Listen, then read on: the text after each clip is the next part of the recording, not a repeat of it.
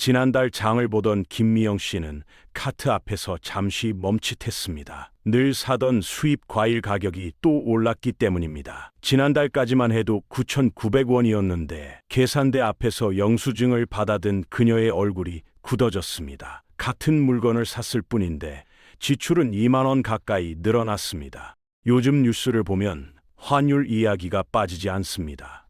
2025년 12월 현재 환율은 1,470원 안팎을 오가며 1,500원 진입을 눈앞에 두고 있습니다.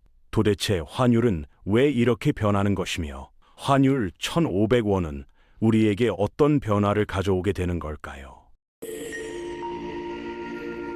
먼저 환율이란 우리 돈인 원화와 외국 돈인 달러를 바꾸는 가격을 말합니다. 예를 들어 환율이 1,300원이면 1달러를 사는데 1,300원이 필요하고 1,500원이면 같은 1달러를 사는데 1,500원이 필요합니다. 환율이 오른다는 것은 달러의 가치는 높아지고 원화의 가치는 그만큼 약해졌다는 의미입니다. 환율은 주식 가격처럼 외환시장에서 달러를 사고 파는 사람들의 수요와 공급에 따라 실시간으로 변합니다. 달러를 사려는 사람이 많아지면 환율은 올라가고 달러를 팔려는 사람이 많아지면 환율은 내려갑니다.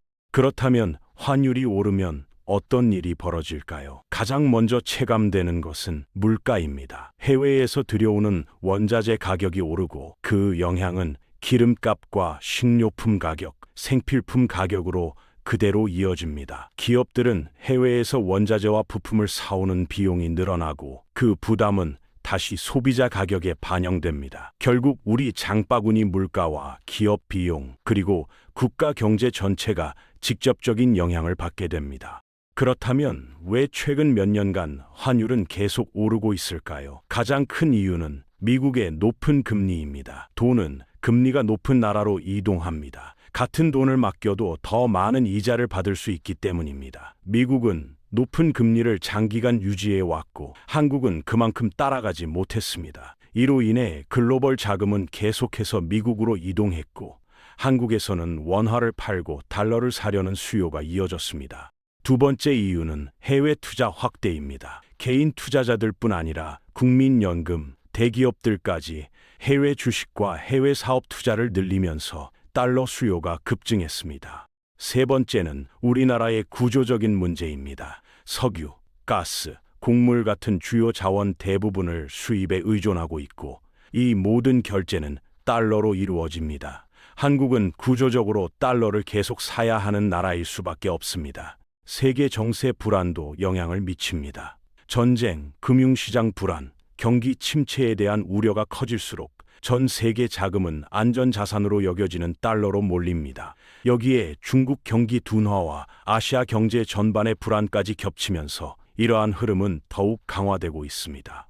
그렇다면 환율이 1,500원을 넘게 되면 우리 삶에는 어떤 변화가 생길까요? 가장 먼저 그리고 가장 크게 체감되는 것은 물가입니다. 실제로 환율이 크게 올랐던 2024년 커피값은 전년 대비 15.6% 급등했고 수입 자동차의 가격은 5.1% 상승했으며 농축수산물 물가는 5.6% 올랐습니다. 마트에서 사는 수입 과일, 치즈, 와인 같은 제품들의 가격도 눈에 띄게 뛰었습니다. 환율 상승은 특히 저소득층에 더 큰 타격을 줍니다. 소득이 낮은 가구일수록 식료품, 주거비, 전기, 가스 요금 같은 필수 생계비 비중이 크기 때문입니다. 환율이 오를 경우 이러한 품목들의 가격이 가장 먼저 오르는 경향이 있습니다.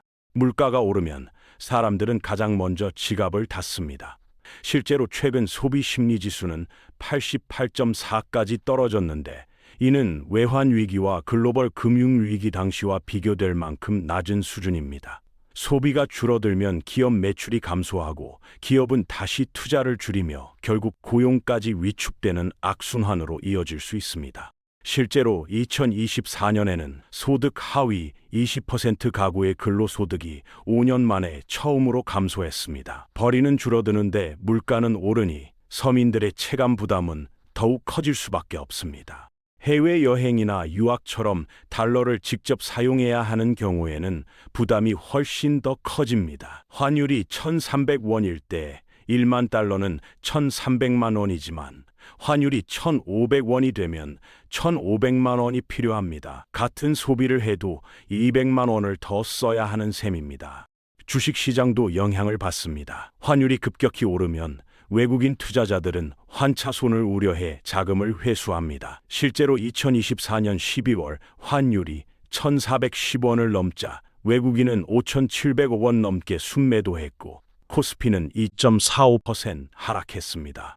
그렇다면 환율이 오르면 누가 웃고 누가 울게 될까요? 전통적으로는 수출 기업이 유리하다고 알려져 있지만 최근 상황은 다릅니다. 2024년 6월 중소기업 중앙회 조사에 따르면 환율 급등으로 피해를 입었다고 답한 기업은 30.5%였고 이익이 발생했다고 답한 기업은 19.1%에 불과했습니다.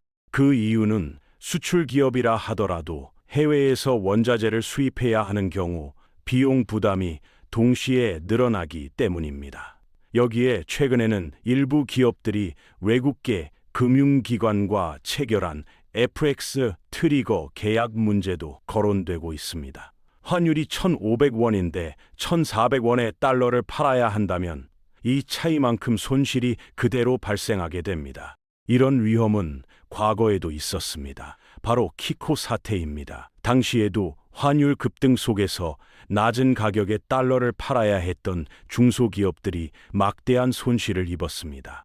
반대로 수입 의존도가 높은 기업들은 더 큰 어려움을 겪습니다. 밀가루, 옥수수, 설탕 같은 원재료를 수입하는 제과업체, 철강 원자재를 수입하는 부품업체들은 환율 상승이 그대로 원가 부담으로 이어집니다.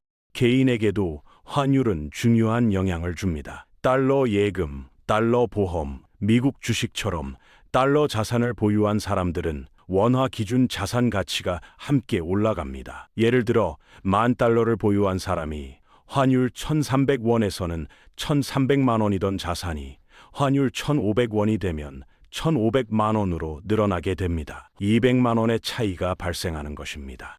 환율 1,500원은 단순한 숫자가 아닙니다. 외환위기였던 1998년의 연평균 환율은 1,399원이었고 글로벌 금융위기 직후인 2009년에도 1,276원이었습니다. 연평균 1,400원을 넘는 것 자체가 역사적으로도 매우 이례적인 구간입니다. 특히 한국처럼 수출에 크게 의존하고 원자재를 대부분 수입에 의존하는 나라에서 환율은 결코 가벼운 숫자가 아닙니다. 물가를 움직이고 기업의 이익을 흔들며 주식시장까지 연쇄적으로 영향을 줍니다.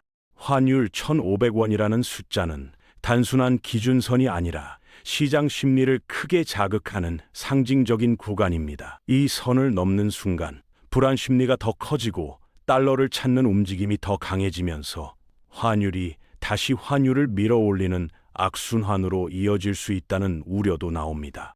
환율 1,500원 시대, 우리는 이미 그 문턱에 와 있습니다. 이 흐름이 어디까지 이어질지는 누구도 단정할 수 없습니다. 다만 분명한 것은 환율의 방향에 따라 우리의 물가, 소비, 투자, 그리고 일상까지 앞으로도 계속 영향을 받게 될 것이라는 점입니다. 그래서 지금 이 시점에서 중요한 것은 환율이라는 숫자를 단순한 뉴스로 흘려보내는 것이 아니라 우리 삶과 경제의 흐름을 동시에 보여주는 중요한 신호로 받아들이는 것일지도 모릅니다. 앞으로 이 변화가 어떤 방향으로 이어질지 우리 모두가 조금 더 관심 있게 지켜봐야 할 시점입니다.